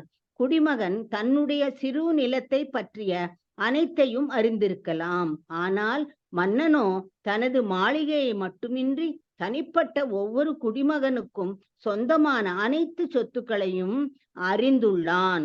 அதுபோலவே ஒருவன் தனிப்பட்ட உடலின் உரிமையாளனாக இருக்கலாம், ஆனால் பகவானோ எல்லா உடல்களுக்கும் உரிமையாளர். மன்னனே, நாட்டின் உரிமையான உண்மையான உரிமையாளன். குடிமகனோ இரண்டாம் நிலை உரிமையாளன். அதுபோல முழு முதற் கடவுளே எல்லா உடல்களின் பரம உரிமையாளர். உடல் புலன்களினால் ஆனது. முழுமுதற் கடவுள் ரிஷிகேஷர் புலன்களை கட்டுப்படுத்துபவர் என்று அறியப்படுகின்றார். மன்னனே நாட்டின் நடவடிக்கைகளை உண்மையில் கட்டுப்படுத்துகின்றான். குடிமக்கள் இரண்டாம் நிலையில் மட்டுமே கட்டுப்படுத்துகின்றனர். அதுபோல புலன்களை உண்மையாக கட்டுப்படுத்துபவர் முழுமுதற் கடவுளே. நானும் அறிபவனாக உள்ளேன் என்று பகவான் கூறுகின்றார். அறிபவர்களில் அவரே உயர்ந்தவர் என்பதே இதன் பொருள். ஜீவாத்மா தனது குறிப்பிட்ட உடலை மட்டுமே அறிகின்றான். வேத இலக்கியத்தில் பின்வருமாறு கூறப்பட்டுள்ளது. க்ஷேத்ராணி ஹி ஷரீராணி பீஜம் சாப்பி சுபா சுபே தானி வேத்தி ச யோகாத்மா தத க்ஷேத்ரஜ்ஞ உச்யதே. இந்த உடல் க்ஷேத்ர என்று அறியப்படுகின்றது. உடலின் உரிமையாளனும் முழுமுதற் கடவுளும் இந்த உடலுக்குள் வசிக்கின்றனர். முழுமுதற் கடவுள் உடலையும் அந்த உடலின் உரிமையாளனையும் அறிவார். எனவே எல்லா களங்களையும் அறிபவர் என்று அவர் கூறப்படுகிறார். செயல்களின் களம், செயல்களை அறியும் நபர், செயல்களை அறியும் உன்னத நபர் ஆகியவற்றிற்கு இடையிலான வேறுபாடு பின்வருமாறு விவரிக்கப்படுகின்றது. உடலின் உண்மையான நிலை, ஜீவாத்மாவின் உண்மையான நிலை, பரமாத்மாவின் உண்மையான நிலை ஆகியவற்றை பற்றி பக்குவமான அறிவு வேத இலக்கியத்தில் ஞானம் என்று அறியப்படுகின்றது. இதுவே கிருஷ்ணருடைய அபிப்பிராயம். ஆத்மாவும் பரமாத்மாவும் ஒரே சமயத்தில் சமமாகவும் வேறுபட்டும் உள்ளனர் என்பதை புரிந்து கொள்வதே ஞானம். எவனொருவன் செயல்களின் களத்தையும் செயலை அறிபவனையும் புரிந்து கொள்ளவில்லையோ அவன் பக்குவ ஞானத்தில் இல்லை. பிரகிருதி இயற்கை, புருஷ இயற்கையை அனுபவிப்பவன், ஈஸ்வர இயற்கையினையும் ஜீவாத்மாவினையும் கட்டுப்படுத்தி ஆட்சி செய்யும் ஆளுநர் ஆகியவற்றின் நிலைகளை புரிந்து கொள்ள வேண்டும். வெவ்வேறு திறன்களுடைய இம்மூன்றையும் குழப்பிக்கொள்ள கூடாது. ஓவிய பலகை ஆகியவற்றை குழப்பிக்கொள்ள கூடாது. இயற்கை என்பது செயல்களின் களமான இந்த ஜட உலகம் ஆகும். ஜீவாத்மா என்பது இந்த இயற்கையை அனுபவிப்பவனை குறிக்கும். மேலும் இவர்கள் இருவரையும் கட்டுப்படுத்தும் உன்னத அதிகாரி ஈஸ்வரா, முழுமுதற் கடவுள் எனப்படுகிறார். வேத மொழியில் ஸ்வேதாஸ்வதர உபனிஷதம் 1.12 போக்தா போக்யம் பிரேரிதாரம் ச மத்வா சர்வம் புரோக்தம் த்ரிவிதம் பிரம்மம் ஏதத் என்று கூறப்பட்டுள்ளது. பிரம்மன் என்பதை பற்றி 3 கருத்துக்கள் உள்ளன. செயல்களின் களமாக விளங்கும் பிரகிருதி இயற்கை பிரம்மன் எனப்படும். இந்த ஜட இயற்கையை கட்டுப்படுத்த முயலும் ஜீவாத்மாவும் பிரம்மன் எனப்படுகின்றான். அது மட்டுமின்றி இந்த இரண்டினையும் கட்டுப்படுத்தும் உன்னத நபரும் பிரம்மன் எனப்படுகிறார். உண்மையில் அவர் மட்டுமே கட்டுப்படுத்துபவர். 2 வகையான அறிபவர்களில் ஒருவர் தவறுகளுக்கு அப்பாற்பட்டவர் என்றும் மற்றவர் தவறு இழைக்க கூடியவர் என்றும் இந்த அத்தியாயத்தில் விளக்கப்படும். ஒருவர் எஜமானர், மற்றவனோ அவருக்கு கீழ்ப்பட்டவன். களத்தை அறியும் இந்த 2 நபர்களும் சமமாகவும் ஒன்றாகவும் கருதுபவன். செயல்களின் களத்தை அறிபவனாக நானும் இருக்கிறேன் என்று இங்கே மிக தெளிவாக கூறுகின்ற பரமபுருஷ பகவானுடன் முரண்படுகின்றான். கயிற்றினை பாம்பு என்று தவறாக புரிந்து கொள்பவன் ஞானமுடையவன் அல்ல. வெவ்வேறு விதமான உடல்கள் உள்ளன. மேலும் அந்த உடல்களின் உரிமையாளர்களும் வேறுபட்டவர்கள். ஜட இயற்கையின் மீது ஆதிக்கம் செலுத்தும் திறன் ஒவ்வொரு ஜீவாத்மாவிற்கும் வேறுபட்டு இருப்பதால் வெவ்வேறான உடல்கள் உள்ளன. ஆனால் அங்கே அத்தகு உடல்களை கட்டுப்படுத்துபவராக பரமனும் வீற்றுள்ளார். உடல்களின் மொத்த எண்ணிக்கைகளை குறிக்கும் ச என்னும் சொல் மிகவும் முக்கியமானது. இதுவே ஸ்ரீலா பலதேவ வித்யாபூஷணரின் கருத்தாகும். ஒவ்வொரு உடலிலும் ஜீவாத்மாவின் அருகில் பரமாத்மாவாக வீற்றிருப்பவர் கிருஷ்ணரே. மேலும் செயல்களின் களம், வரம்பிற்கு உட்பட்ட அனுபவிப்பாளன் ஆகிய இரண்டையும் கட்டுப்படுத்துபவர் பரமாத்மாவே என்பதை அறிவதே உண்மையான ஞானம் என்று கிருஷ்ணர் இங்கே மிக தெளிவாக கூறுகின்றார். ஹரே கிருஷ்ணா மாதாஜி. ரைட், அந்த ஹோல் சாப்டர் அப்படிதான் இருக்கும். ஓகே, இல்லாட்டி நம்ம அது பண்ணிட்டு இது பண்ணணும். எப்படி வேணாலும் நம்ம வந்து பிபிடி பார்த்துட்டு இது பண்ணா இன்னும் நல்லா புரியும்னாக்கா ஃபர்ஸ்ட் அதை பண்ணலாம். என்ன சொல்றீங்க? தெரியலையே மாதாஜி, உங்களுக்கு தொண்டை கொஞ்சம் ரெஸ்ட் வேணும்னாக்கா அது சொல்லலாமா, என்ன நினைக்கிறீங்கம்மா? எனக்கு தோன்றது அது வந்து கொஞ்சம் வந்து இது இருக்கும். என்னது, அது வந்து பிக்சர்ஸ் இருக்கறதுனால கொஞ்சம் கூட நல்லா புரியும் உங்களுக்கு. அச்சா அச்சா. அப்ப அது வேணா ட்ரை பண்ணலாமா? இப்ப நம்ம எவ்வளவு முடிச்சோம்? நமக்கு 1.3 முடிச்சோம் இல்லையா? அது வரைக்கும் மூணாவது எக்ஸ்பிளைன் பண்ணல மாதாஜி. மூணாவதுல நிக்குது, நம்ம அங்க வேணா ஆரம்பிச்சுக்கலாம் மாதாஜி. பண்ணிடுறேன். அப்புறம் பார்க்கலாம். நாளைக்கு வந்து நம்ம அது வேணா அது பார்க்கலாம். நம்ம எவ்வளவு இன்னைக்கு முடிச்சோமோ அது வந்து நம்ம பிபிடி பார்க்கலாம்.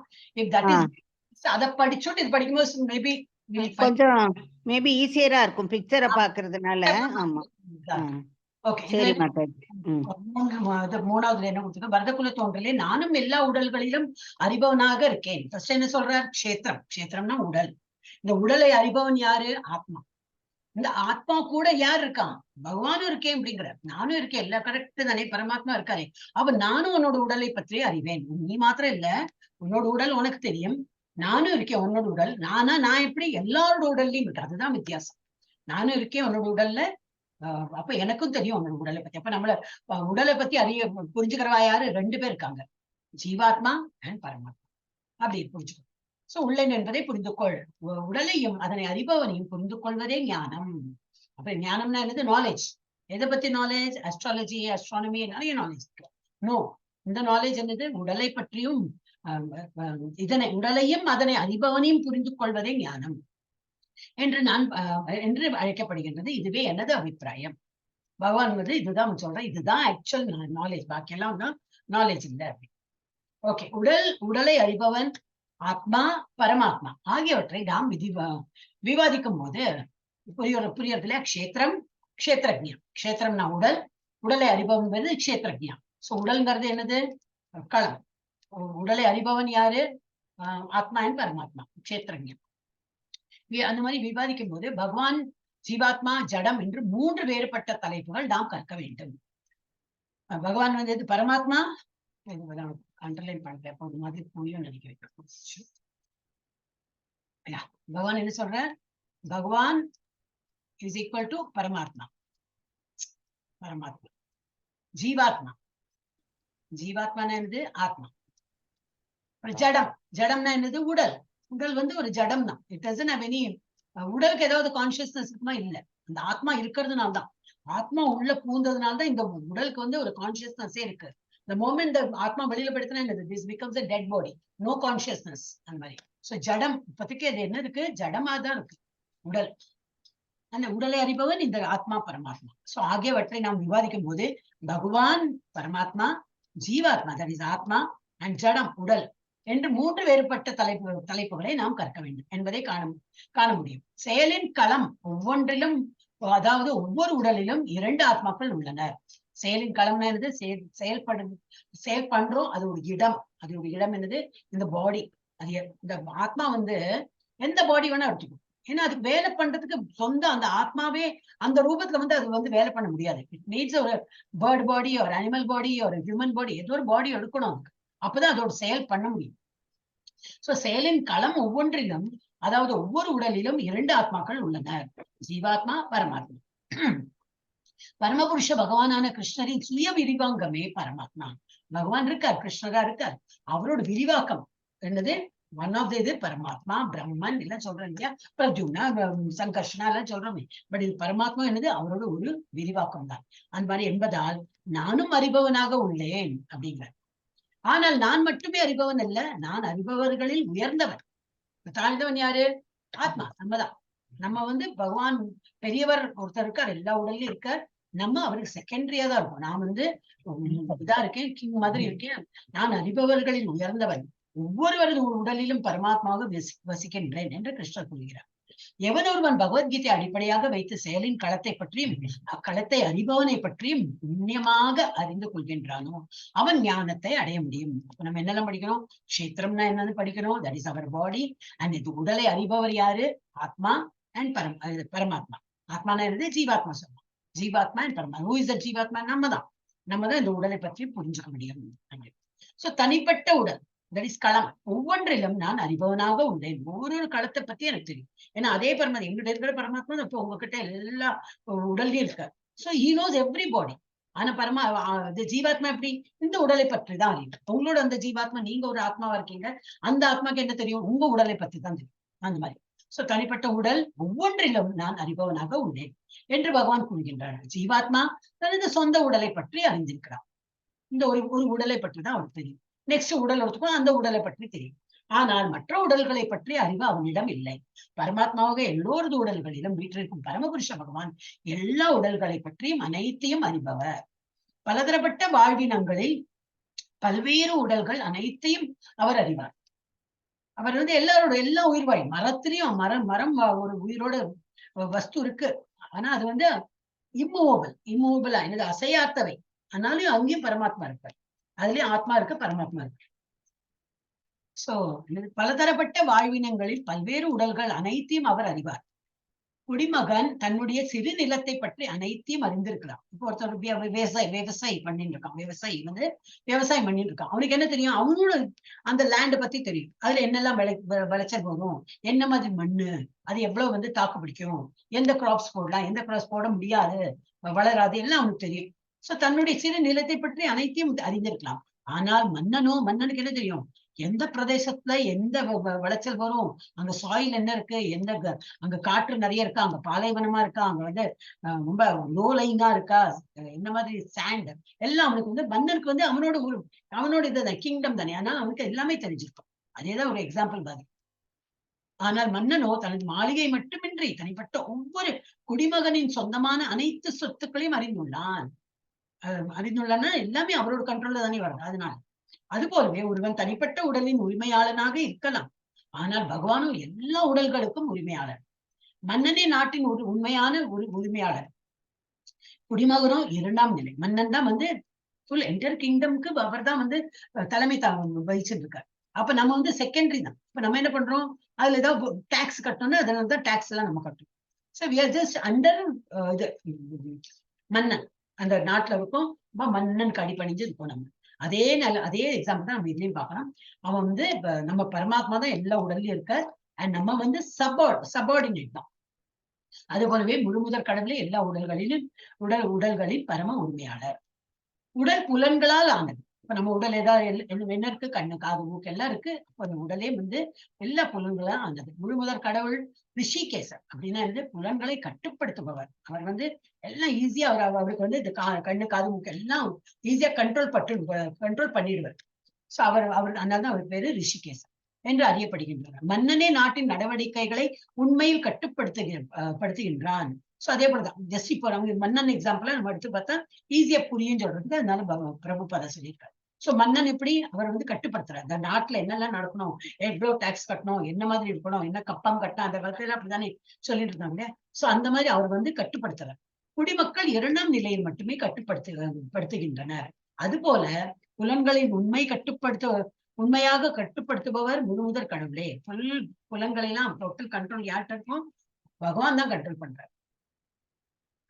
இங்க இருக்கு, புலன்களை உண்மையாக கட்டுப்படுத்த முழுமுதற் கடவுளே நானும் அறிபவனாக உள்ளேன் என்று பகவான் கூறுகிறார். எல்லாருடையும் இருக்கார். நானும் வந்து இதெல்லாம் இந்த உடல் என்னது அப்படின்னு ஒரு உடலை பற்றியும் நான் அறிவேன். அறிபவர்களில் அவரே உயர்ந்தவர் என்பதே இதன் பொருள். அப்படின்னா அந்த மாதிரி ஒரு ஜீவாத்மா பரமாத்மா அந்த மாதிரி 2 பேர்ட்ஸ் நம்ம இந்த இதுல பார்க்கலாம். பிபிடில 2 பேர்ட்ஸ் காட்டியிருப்பான். பரமாத்மா வந்து கரெக்டா உட்காந்துருப்பார். ஜீவாத்மா அந்த விங்ஸ் போட்டு படப்படப்படப்படா அடிச்சுருப்பார். அப்ப என்ன அர்த்தம்? எல்லாரோட உடல்லயும் 2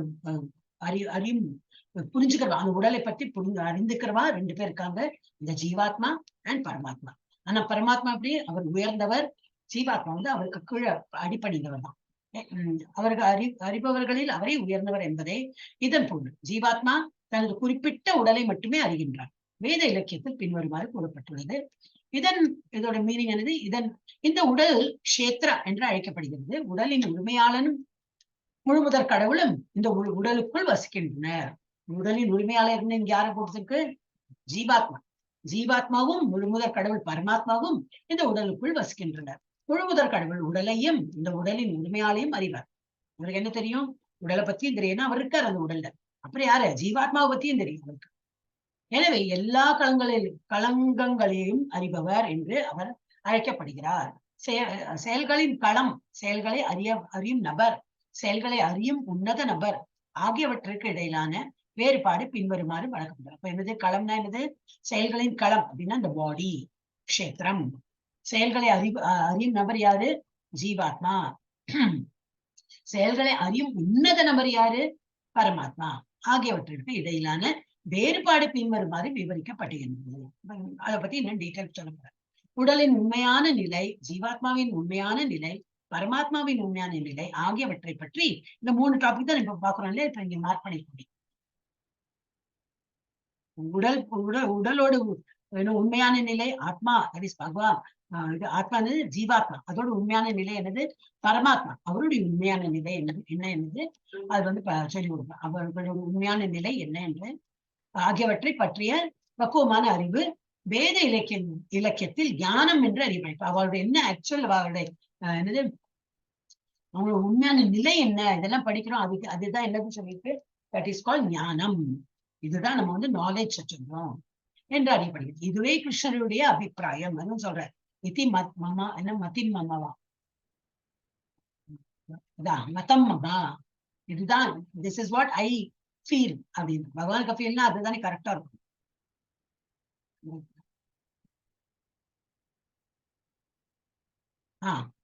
இதுவே கிருஷ்ணருடைய அபிப்பிராயம். ஆத்மாவும் பரமாத்மாவும் ஒரே சமயத்தில் சமமாகவும் வேறுபட்டும் உள்ளனர். 2 பேரும் இருக்காங்க, சமமா இருக்காங்க, பார்க்கறது 2 சேமா இருக்காங்க. ஆனா எப்படி வேறுபட்டும் உள்ளனர். சேமாவும் இருக்கார், வேறுபட்டும் இருக்கிறார் என்பதை புரிந்து கொள்ள. ஏன் ஆத்மாவுக்கு வந்து நம்ம உடலை பத்தி தான் தெரியும், பரமாத்மா அப்படி இல்லை, எல்லா உடலை பத்தியும் அது அந்த ஒரு டிஃபரன்ஸ் தெரியும் என்பதை புரிந்து கொள்வதே ஞானம். எவன் ஒருவன் செயல்களின் களத்தையும் செயலை அறிபவனையும் புரிந்து கொள்ளவில்லையோ அவன் பக்குவ ஞானத்தில் இல்லை. பிரகிருதி அடுத்தது பிரகிருதி எப்படின்னா இயற்கை, புருஷனை இயற்கை அனுபவிப்பவன். ஈஸ்வரானது கடவுள். இயற்கையினையும் ஜீவாத்மாவினையும் கட்டுப்படுத்தி ஆட்சி செய்யும் ஆளுநர் ஆகியவற்றின் நிலைகளை புரிந்து கொள்ள வேண்டும். வெவ்வேறு திறன்களுடைய இம்மூன்றையும் குழப்பிக் கொள்ளக் கூடாது. ஓவிய பலகை ஆகியவற்றை குழப்பிக் கொள்ளக்கூடாது. ஓவியன் யாரு? the one who is creating the ஓவியம். அந்த ஓவியம் என்னது? படைக்கப்படுறது. அப்புறம் ஓவிய பலகை எழுது ஆன் தட் பேசிஸ். அந்த களத்துலதான் அந்த ஒரு பேஸை வச்சுதான் வந்து வரைய முடியும். அந்த உடல் இல்லை, நம்ம உடல் இல்லைன்னா ஒண்ணும் பண்ண முடியாது. ஒரு பெயிண்டர் இருக்கான், அவருக்கு வந்து வரையணும். ஆனா அந்த பலகையே இல்லைன்னா அவன் எங்க வரையணும்? So he needs a board. So அதுதான் நம்ம உடல்கள். அத பண்றவன் யாரு? ஆத்மா, நம்ம தான் ஜீவாத்மா. வரையறவன் தட் இஸ் டிராயர். யாரு டிரா பண்றான்? ஓவியம் பண்றவன் வந்து அப்புறம் ஓவியம்ங்கிறது என்னது? ஓவியம் என்ன கொடுத்திருக்க? ஓவியம் இஸ் நாட் பரமாத்மா. ஓவியம் ஓவிய பலகை ஆகியவற்றை குழப்பிக் கொள்ளக்கூடாது. இயற்கை என்பது செயல்களின் களமான இந்த ஜட உலகம் ஆகும். இயற்கை என்பது செயல்களின் களமான இது ஜட உலகம். அப்ப இதே போலதான் மாதாஜி ஓவியன் வந்து பரமாத்மாவா மாதாஜி? ஓவியன் பரமாத்மா, ஓவியம் ஜீவாத்மா, ஓவிய பல இல்லையா? இல்லை. அதனாலதான் நான் அப்படி கன்ஃபியூஸ் ஆனேன். அதை பத்தி இன்னும் கொடுக்கல பாருங்க. ஏன்னா ஓவியம் வந்து பரமாத்மா சொல்ல முடியாது. ஓவியன் வந்து யாரு? நாம தான். அந்த வந்து ஓவிய பலகை உடல். உடல். ஆமா. ஓவியம் என்ன? ஜீவாத்மான்னு எனக்கு தோணுது. ஓவியம் இஸ் ஜீவாத்மா. ஓவியம் இஸ் நாட் பரமாத்மா. ஆகியவற்றை போட்டு அது ஆக்சுவலி கொடுத்திருக்க வேண்டாம். But okay. பட் பரமாத்மா யார்? ஆகியவற்றை குழப்பிக் கொள்ளக்கூடாது. இயற்கை என்பது இயற்கையோட பார்க்கலாம். இப்போ இயற்கையில அப்படிதான். இயற்கை என்பது செயல்களின் களம். நம்ம உடல்ல நம்ம வந்து ஜீவாத்மா வந்து இந்த உடலை புரிஞ்சுக்கிறது, எல்லா ஆக்டிவிட்டி பண்றோம். அதே போல இயற்கைங்கிறது என்னது? அனுபவிப்பவனை குறிக்கும். ஐயோ போயிட்டு. இயற்கை என்பது என்னது? இயற்கை என்பது செயல்களின் களம். நம்ம பண்ற வேலையெல்லாம் இங்க அவுட் சைட் வேர்ல்ட்ல பண்ணிட்டு இருக்கோம். இந்த ஜட உலகம் ஆகும். ஜீவாத்மா என்பது இந்த இயற்கையை அனுபவிப்பாளன், அனுபவிப்பாளனை குறிக்கும். மேலும் இவர்கள் இருவரையும் கட்டுப்படுத்தும் உன்னத அதிகாரி யாரு? பகவான். சோ இதுல என்ன கொடுத்திருக்கு? இயற்கை is a place where we work, அது ஒரு களம் மாதிரி. அண்ட் அதை அனுபவிப்பவன் யாரு? ஜீவாத்மா தான் அனுபவிக்கிறான். அப்புறம் என்னது? மேலும் இவர்கள் இருவரையும் கட்டுப்படுத்தும் உன்னத அதிகாரி யாரு? ஈஸ்வர, முழு முதற் கடவுள். என்ன படிக்கிறார்? இப்ப இந்த வித்தியாசம் நம்ம பார்த்தோம். வேத மொழியில் ஸ்வேதேஸ்வர்தாரா உபனிஷத்துல புக்தா போக்கியம் பிரேரிதாரம் சமத்வா. ஓகே, சர்வம் புரோக்தம் திரிவிதம் பிரம்மம் ஏதத் என்று கூறப்பட்டுள்ளது. அப்படின்னா என்னது? பிரம்மன் எனப்படும் பிரம்மன் என்பதை பற்றி 3 கருத்துக்கள் உள்ளன. செயல்களின் களமாக பிரம்மன், அதையே 3 கருத்துக்கள் உள்ளன. என்னெல்லாம் கருத்து? செயல்களின் களமாக விளங்கும் பிரகிருதி, அதுலதானே ஆக்டிவிட்டி. இப்ப நம்ம ஒரு வேலை செய்யணும். இப்ப ஒரு இடத்துக்கு இப்ப நீங்க போனீங்க, அந்த இப்ப குருஜியை போய் பார்க்க போனீங்க, எங்க போனீங்க? இதுலதான் பிரகிருத்திலதான் ஒரு கூடாரம் கட்டின்னு இருக்காரு, அங்க போறீங்க நீங்க. சோ அந்த இடத்துல ஒரு இடம், இயற்கையில ஒரு இடம் இருக்கு, அந்த இடத்துக்கு நீங்க போய் பாத்தீங்க. சோ அந்த மாதிரி பிரகிருத்தில செயல்பாடு நடக்கிறது. பிரம்மன் ஒரு நிமிஷம். செயல்களின் களமாக விளங்கும் பிரகிருதி, இயற்கை பிரம்மன் எனப்படுகிறது. அதுக்கு வேற என்ன பேரு? இயற்கைக்கு பிரம்மன். அதுதான் பிரம்மன் சொல்லியிருக்கு. அந்த ஹால் பிரம்மன் அப்படின்னு, எந்த ஹாலுக்கு நான் போனேன்னா அது பிரம்மன். அது பிரம்மன், கரெக்ட். அது பிரம்மன் எனப்படுகிறது. அதுதான் நம்ம கோரிலேட் பண்ணிக்கிறோம். நம்ம ஏதோ நம்ம லைஃப் அதை வச்சு கோரிலேட் பண்ணா ஈஸியா அந்த கான்செப்ட் புரிஞ்சு போயிடும். ஆனா படிக்கிறோம் அந்த தாட்டோட நம்ம படிச்சுட்டே இருந்தா வரும். ஆனா easy. I think PPT is easy mataji. இது கொஞ்சம் நாளைக்கு இன்னைக்கு எப்படி 15 மினிட்ஸ் முடிச்சுடலாம். நாளைக்கு இன்னும் டீட்டெயிலா அதுலயே பாக்கலாம். நான் இப்பதான் முடிச்சேன். அது இன்னும் டீட்டெயிலா கொடுத்துக்கலாம். அது முடிச்சுட்டு நம்ம இதை ரிவிஷனா பண்ணலாம். இதை ரிவிஷன் பண்ணது உல்டாவா பண்ணலாம். நம்ம இவ்வளவு நாள் இது பண்ணிட்டு அதை பண்ணலாம் இல்லையா? நாளையில இருந்து அது. சரி மாதாஜி. ஜட இயற்கை கட்டுப்படுத்த முயற்சி செய்யும் ஜீவாத்மாவும் பிரம்மன் எனப்படுகிறான். அது மட்டுமின்றி இந்த இரண்டினையும் கட்டுப்படுத்தும் உன்னத இயற்கையை கட்டுப்படுத்துறதும் நம்ம ஜீவாத்மாவை கட்டுப்படுத்துறதும் யாரு? உன்னத நபரும் இருக்காரு. யாரு? அவர் தான் பிரம்மன் எனப்படுகிறார். ஜீவாத்மாவும் பிரம்மன் எனப்படுகிறான், உன்னத நபரும் பிரம்மன் எனப்படுகிறார். 3 பேரையும் பிரம்மன் சொல்றாரு மாதாஜி. 3 பேரும் பிரம்மனா? அது மாதிரி சொல்றார். உண்மையில் அவர் மட்டுமே கட்டுப்படுத்துபவர். ஆனா எப்படி ஆக்சுவல் பிரம்மன் யாரு கட்டுப்படுத்துறார்? பகவான் மாத்திரம் தான் கட்டுப்படுத்துறார். ஏன்னா இது ரொம்ப டீட்டெயிலா போச்சுன்னா ரொம்ப புரியாது மாதாஜி. அப்ப நம்ம ஃபர்ஸ்ட் அதான் பண்ணணும். எனவே 2 வகையான அறிபவர்களில் ரொம்ப லெவல் 2க்கு ரொம்ப டூ மச். PhD level. இப்போ ஒருத்தன் செகண்ட் ஸ்டாண்டர்ட் படிக்கிறான், அவனுக்கு பிஹெச்டியோட எல்லாம் எக்ஸ்பிளைன் பண்ண பண்ணிட்டு இருக்கேன். ஓகே, 2 வகையான அறிபவர்களில் ஒருவர் தவறுகளுக்கு அப்பாற்பட்டவர் என்றும் மற்றவர் தவறிழிக்க கொள்வார். அப்படின்னா என்னது? தவறுகளுக்கு அப்பாற்பட்டவர் யாரு? பரமாத்மா. 2 வகை பரமாத்மா. அண்ட் இன்னொருத்தர் யாரு? மற்றவர் தவறிழிக்கக்கூடியவர் ஜீவாத்மா. இந்த அத்தியாயத்தில் விளக்கப்படும். இன்னும் ஆரம்பிக்கவே இல்லை, ஆனா எல்லாத்தையும் சொல்லிட்டார். அப்ப நமக்கு அது என்னது புரியறது கஷ்டம் இல்லையா? ஒருவர் எஜமானர், மற்றவனும் அவருக்கு கீழ்ப்பட்டவன். களத்தை அறியும் இந்த 2 நபர்களையும் சமமாகவும் ஒன்றாகவும் கருதுபவன் செயல்களின் களத்தை அறிபவனாக நானும் இருக்கின்றேன் என்று இங்கே மிக தெளிவாக கூறுகின்ற பரமபுருஷ பகவானுடன் முரண்படுகிறான். கயிற்றினை பாம்பு என்று தவறாக புரிந்து கொள்பவன் ஞானம் கயிற்றை பாம்பு என்று தவறாக புரிந்து கொள்பவன் புரிந்து கொள்பவன் ஞானமுடையவன் அல்ல. ஒரு இருட்டுல கயிற்று பார்த்தோம், ஐயோ என்னோ நெளிஞ்சிருக்கே பாம்பு, அப்போ அவனுக்கு நாலேஜ் இல்லைன்னு அர்த்தம். அறிவா லைட் எல்லாம் போட்டு பார்த்தா தெரியும், தொட்டு பார்த்தா ஓ இது பாம்பு இல்ல, இது கயிறுன்னு தெரியும். So as long as he thinks அது ஒரு பாம்பு நினைக்கிறதுக்கே அவன் அஜ்ஞானத்துல இருக்க. The moment he knows இது கயிறு தான் அப்படின்னாக்கா என்னது? அவனுக்கு ஞானம் அடைந்து விட்டது. சோ கயிற்றினை பாம்பு என்று தவறாக புரிந்து கொள்பவன் ஞானமுடையவன் அல்ல. வெவ்வேறு விதமான உடல்கள் உள்ளன, மேலும் அந்த உடல்களின் உரிமையாளர்களும் வேறுபட்டவர்கள். புரிஞ்சு இல்லையா? வெவ்வேறு விதமான உடல்கள் உள்ளன, மேலும் அந்த உடல்களுக்குள் உரிமையாளர்களும் வேறுபட்டவர்கள். யாரு உரிமையாளர்? யாரு? நம்ம செகண்டரி உரிமையாளர் நம்ம ஜீவாத்மா தான். ஜட இயற்கையின் மீது ஆதிக்கம் செலுத்தும் திறன் ஒவ்வொரு ஜீவாத்மாவிற்கும் வேறுபட்டு இருப்பதால் வெவ்வேறான உடல்கள் உள்ளன. அப்போ ஒரு இதுல ஒரு ஜீவாத்மா இருக்கா, ஒரு ஜீவாத்மாவுக்கும் ஒரு திறன் இருக்கு, என்ன எப்படி ஆதிக்கம் செலுத்தலாம் அப்படின்னு. ஒவ்வொரு ஜீவாத்மாவிற்கும் வேறுபட்டு இருப்பதால் வெவ்வேறான உடல்கள் உள்ளன. ஆனால் அங்கே அத்தகு உடல்களை கட்டுப்படுத்துபவராக பரமனும் வீற்றுள்ளார். எல்லா உடல்ல பரமாத்மா வீற்றிருக்கார்.